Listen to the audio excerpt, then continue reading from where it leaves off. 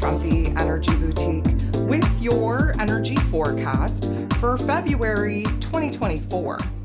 So on February 16th, we have Venus, the goddess of love, beauty, worth, pleasure, and money, moving out of Capricorn energy, moving into Aquarius energy. Okay, so Venus's time in Capricorn energy, again, we were taking a very logical, practical, down-to-earth, business-minded approach to our heart space, to our feelings, to our affections, to what makes us happy, to what brings us a sense of pleasure and joy, what brings us a sense of safety, security, and stability. Now, yes, Capricorn energy is the manifesting energy of the zodiac, but what I find Capricorn energy does most for us is illuminate the problems. It illuminates the blockages, the challenges, the obstacles. It illuminates the hard narratives, the hard emotions that keep us in a holding pattern. The Capricorn energy, because it is very much about long-term foundations, long-term structures, we've had a major change of heart back around the full moon in Leo energy that has totally changed the landscape of how we think, how we feel, what and who makes us happy, what and who needs to stay, needs to go.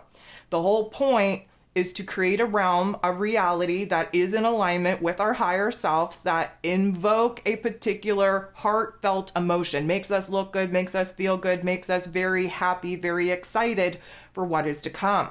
Now, I don't know about y'all, but there hasn't been much of that realization. Instead, we've been focused on the things that we're not happy with, that don't bring us a sense of joy and pleasure, that don't bring us a sense of safety, security, and stability. And most of all, we've recognized what it is that we do not want for our long term. And that could be people, that could be jobs, that could be routines, that could be anything that you've created in your physical realm.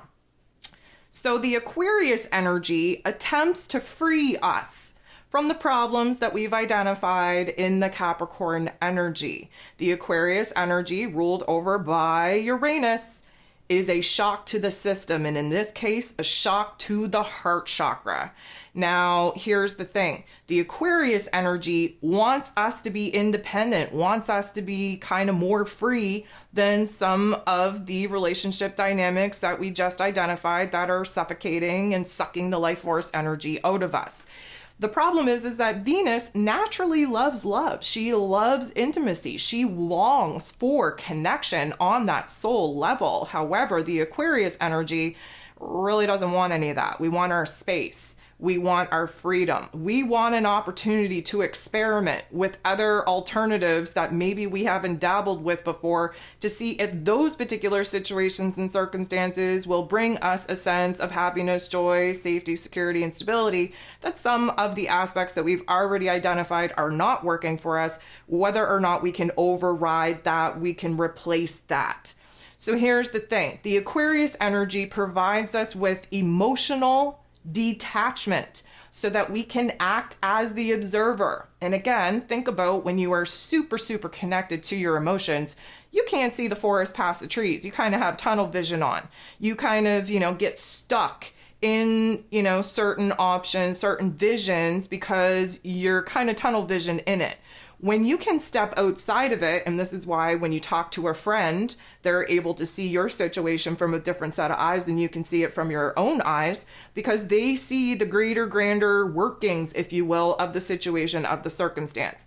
The Aquarius energy is going to provide us with the observer type of mentality, observing our emotions, observing our affections, observing our relationship dynamics, observing the particular aspects in our lives that either are making us happy or not making us happy, are supporting us and making us feel safe and secure, or are not. And from this, we have, again, a very visionary type of experience in this Aquarius energy, where we could come up with something better. This is going to put us in situations to want to experiment. And we may be attracted, and this doesn't necessarily have to be in a romantic sense, but we could be attracted to out-of-the-box situations, circumstances, ways of thinking, new methods, new ways of doing things, or attracted to individuals that, again, do not fit our quote-unquote type. There's going to be a lot of pull into new ideas, new paths, new directions, new methods. Because what we just identified with Venus moving through Capricorn energy, we realize what isn't working. So if we know what isn't working, we have to come up with a solution to that, and the Aquarius energy is going to help us do just that. So this is going to be a very interesting time to see the fluctuations take place in our relationship dynamics. There's a couple of other things I'm going to throw at you here in this particular forecast to keep in the back of your mind.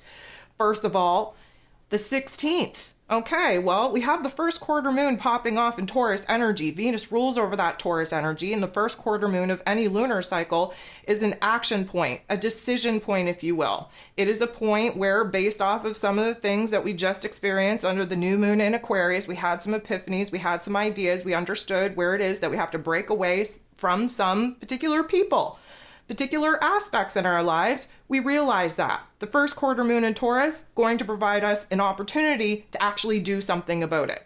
So we actually have that energy taking place before Venus actually shifts into this Aquarius energy. And again, we're already within orb of meeting up with Mr. Pluto. Again, Mars, the masculine energy, already moved into Aquarius energy, already popped off with Mr. Pluto, first time in 240 something years.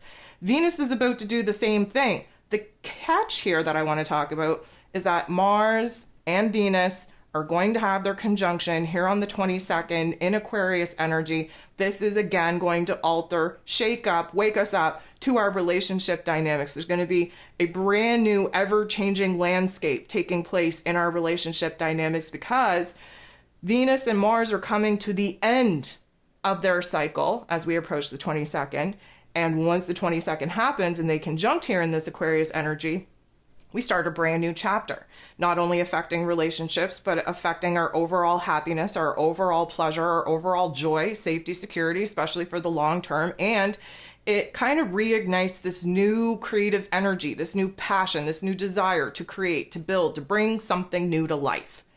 And so having Venus be in this Aquarius energy, not only for all of the, let's call it energy shifts that I just rattled off, but as we dive into Pisces season, this is going to be super freaking healing, individually and collectively. We are making major strides to heal this heart space, to heal the parts, the areas of our lives that do not feel good, that do not look good, that do not make us feel happy and excited, safe and secure, especially for the long term. And we are going to do something about it.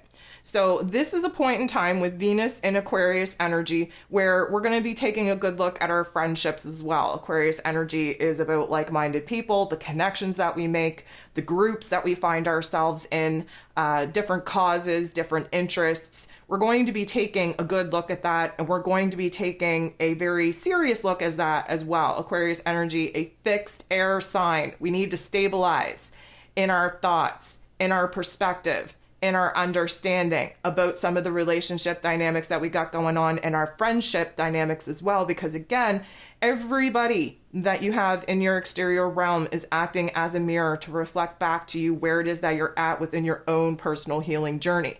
So we're definitely going to have an emphasis be put on that particular area. Now, the Aquarius energy is the highest form of our intellect. And so our heart space, Venus, is definitely going to receive some blasts, I would say, from these epiphanies, these aha moments that our highest form of our intellect is going to provide us with. We're connecting the dots. We're connecting the puzzle pieces to reveal a greater, grander image at this particular point in time. And we're very attracted to intellectualized conversations, whether that be with friends or family or romantic relationships or complete strangers on the street. This is going to be a time where there's going to be a lot of aha moments, a lot of epiphanies where innovative ideas, progressive ideas are coming in, especially affecting our relationship dynamics and our financial matters. And so, you know, the traditional sense of the thing here is that we already know that if we continue to do what it is that we've already done, we're only ever going to get what it is that we've already got. Many of us have already identified that we don't want what it is that we've got. We once wanted it at one time, we don't want it anymore. That's okay. That's how evolution and progress actually takes place. We need to constantly be in a state of changing and adjusting so that we're leveling up each and every single time. That's okay. But we also need to understand that the traditions are very strong. Our egoic programming is very strong. And so the tendency to fall back on what we've already identified we don't really want for ourselves, the tendency to fall back on that is very, very strong, very dominant. And then also because we are kind of energized in this Aquarius energy, we think that the new ideas, the new methods, the new connections are going to be long-term and sustainable, when realistically speaking, we're likely going to backtrack, revert, go back to some of the things that we want to outgrow, that we don't want around anymore, until we can figure out the proper plan, path, and strategy to actually get away from them for good. So this experimental phase, again, is a time to be open, a time to try new things, a time to interact with different people, a time to really push the boundaries of your intellect and your heart space to figure out what this new alternative could possibly be. But also understand that you don't have to stick to it. It's just about dipping your toe in other pools, so to speak, to see what pool is the right temperature for you, finding a happy middle ground. And so there's likely going to be a lot of, I'm going to say, popping with our heart space, with our heart chakra, in order to kind of get excited and inspired about life again.